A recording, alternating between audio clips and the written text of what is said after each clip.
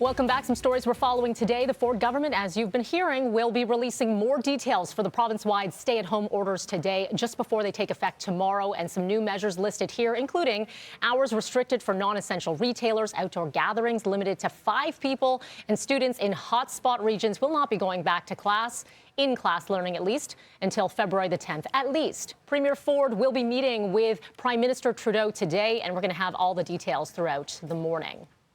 To the U.S. now, at least 3 Republicans say they will vote with the Democrats to impeach Donald Trump today for his role in last week's violence on Capitol Hill. The vice president last night rejected a call to invoke the 25th Amendment, which would have transferred presidential powers, to Pence. Trump could be the only president in history to be impeached twice.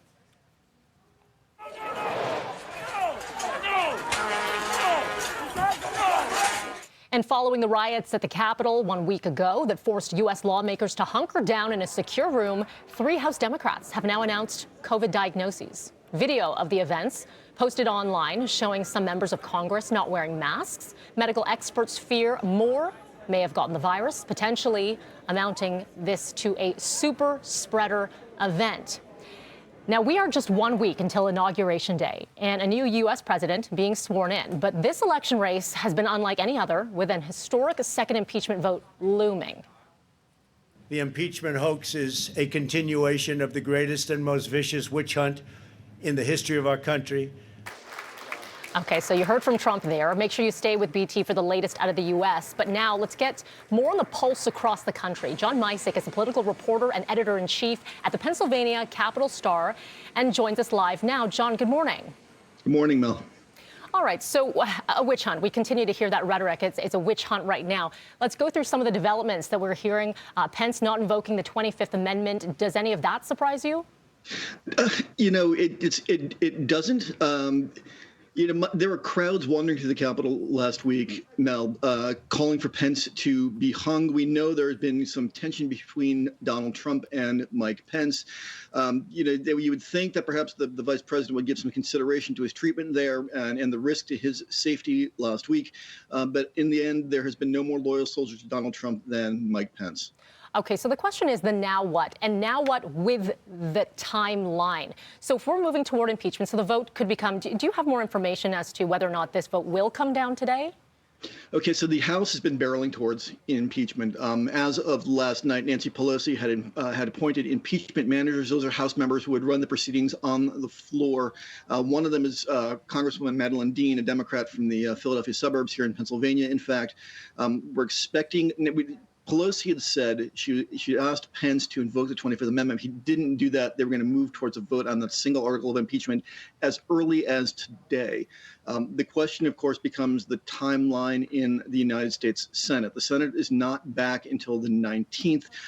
It's a procedural day. It's a non-voting day. It would take what's known as unanimous consent by the Senate to bring up that proceeding there. There was some skepticism yesterday as to whether the Senate would do that, and then Mitch McConnell, the Senate Majority Leader, there's some really extraordinary reporting by the New York Times, who said he believes that McConnell believes, that Trump committed impeachable offenses, and he would not mind seeing him gone. That was a pretty extraordinary signal by Team McConnell. Okay, we are just over a week away from Inauguration Day, and we are following as well the idea of security, and it's being beefed up all over the U.S. Can you provide a little bit of intel on what we could potentially see? We know we're going to see a massive National Guard presence. For instance, Mel, National Guard troops from at least 4 states, including Pennsylvania, are already actually en route to Washington, D.C. We're seeing security beefed up at state capitals across the country in advance of expected marches, rallies, protests this as early as this weekend, starting Sunday. It's going to be an really extraordinary police presence. Of course, the Secret Service are planning for this. We're in really uncharted, unprecedented waters here. Normally, a presidential inauguration is a time for celebration, but now it's a time for hunkering down and perhaps preparing for the worst. John, really quickly for you, what do you anticipate is going to happen with this vote? Your prediction? Yeah, it was pretty interesting yesterday to see Liz Cheney, the Republican Congresswoman of Wyoming, the daughter of the former Vice President, step up to say that she was going to vote yes for impeachment. There are now 3 senior House Republicans who are saying yes on that. We know that Kevin McCarthy, the minority leader, is not whipping votes against it. I would fully expect the impeachment article to clear the House. The last time was a straight party line vote. This time you'll see This time you'll see Republican support.